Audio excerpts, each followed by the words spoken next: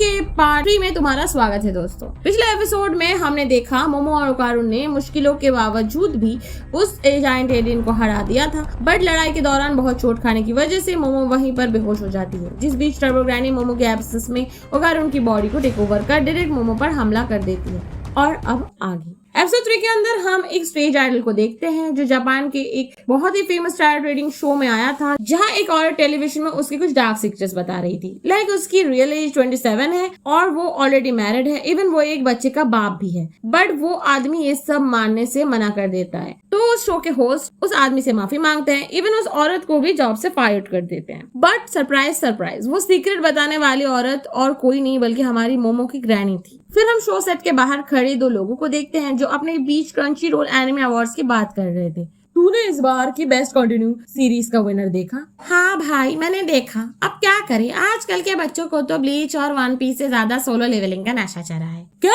अरे ये तू क्या बोल रहा है? ये अवार्ड तो सोलो लेवलिंग को ही मिलना था, हमारा जिन्वो तो बस यूं ही इचिगो और लूफी को हरा देगा। पकड़ मारो जो पकड़ ले पहन के लौड़े, रुक तेरी बहन ले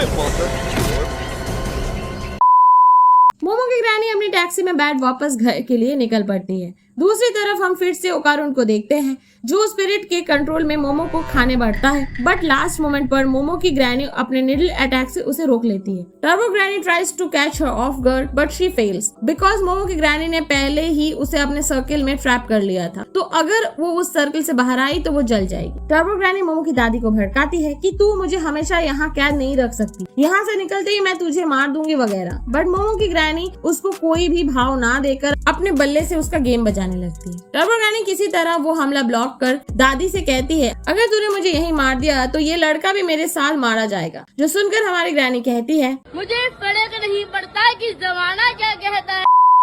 शाम के वक्त फाइनली मोमो को होश आता है और वो आँख खोलते ही सीधा अपनी दादी से आकर ओकारुन के बारे में पूछती है। पहले तो ग्रैनी उसे थोड़ा डराती है कि तू जिसे ढूंढ रही है मैंने उसे मार दिया वगैरह, जो सुन मोमो बिल्कुल ब्लैंक हो जाती है, बट फिर ग्रैनी उससे कहती है कि तुझे इन सब से क्या लेना देना, तू तो भूतों में मानती नहीं और तेरे हिसाब से तो मैं भी एक झूठी हूँ। मोमो को यही सही मौका मिलता है, so she apologise to her granny. Even Momo को इतना उदास देख उसे ग्रैनी उसे श्राइन पर चेक करने को बोलती है। मोमो ये सुनने के अगले पल ही श्राइन की ओर भागती है और भागते वक्त वो बस ओकारुन को सेफ देखना चाहती थी। वो श्राइन पर जा जल्दी से उसका गेट खोलती है, उसके सामने ये अधनंगा भिखमंगा बैठा हुआ था। मोमो ओकारुन को इतना आराम से बैठा देख गुस्से से दरवाजा बंद कर गेट के बाहर ही बैठ जाती है। ग्रैनी मोमो के पीछे से आकर उसे टेंशन फ्री होने को बोलती है, बिकॉज जब तक ओकारुन श्राइन में रहेगा उस पर कोई भी स्पिरिट टेक ओवर नहीं कर पाएगी। मोमो ये सुनकर चैन की सांस लिए ग्रैनी को उसकी और ओकारुन की पूरी कहानी सुनाती है कि उनके साथ अभी तक क्या हुआ वगैरह। मोमो के मुंह से टर्बो ग्रैनी का नाम सुनकर दादी उसे कंफर्म कर देती है कि अब वो दोनों की माँ,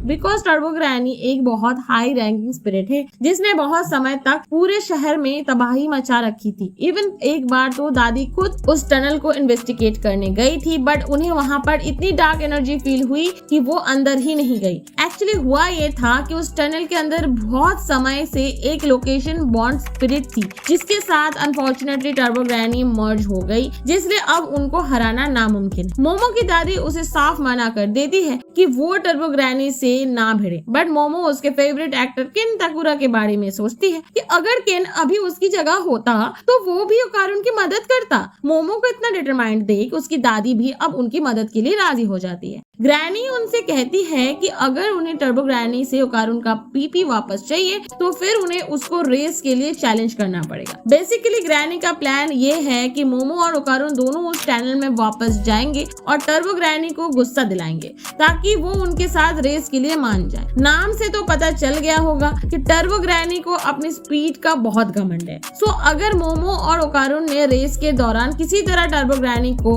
उसके डोमेन से बाहर निकाल दिया तो बाकी का काम हमारी ग्रैनी देख लेगी। बट यस, ये काम इतना आसान नहीं होने वाला, बिकॉज टर्बो ग्रैनी का डोमेन बस वो छोटी टनल नहीं है बल्कि पूरी सिटी है। इसका मतलब उन्हें टर्बो ग्रैनी को सिटी से बाहर खदेड़ना है। श्राइन के अंदर से ओकारुन उनकी सारी बात सुन इस प्लान के लिए राजी हो जाता है, बट फिर वो अपनी एक दिक्कत बताता है कि वो मोमो के अलावा ट्रांसफॉर्म नहीं हो सकता बिकॉज उसने अभी तक टर्बो फॉर्म को मास्टर नहीं करा। इवन वो पूरे दिन में सिर्फ 2 बार ही टर्बो फॉर्म में जा सकता है। अब ये चीज सुनकर ग्रैनी उन दोनों को कल से ट्रेनिंग पर लगा देती है ताकि वो दोनों एक दूसरे से अच्छी तरह कोऑर्डिनेट कर पाए। अगले दिन सूरज उगते ही ओकारुन रोना शुरू कर देता है बिकॉज उसे बाथरूम जाना है, बट वो जा नहीं पा रहा क्योंकि अगर वो थोड़ी देर के लिए भी मोमो या श्राइन से दूर हुआ तो टर्बो ग्रैनी उस पर हावी हो जाएगी। तो कोई चारा ना बचते हुए मजबूरन मोमो को ओकारुन की लेंडी देखनी पड़ी निकली है इस बट को।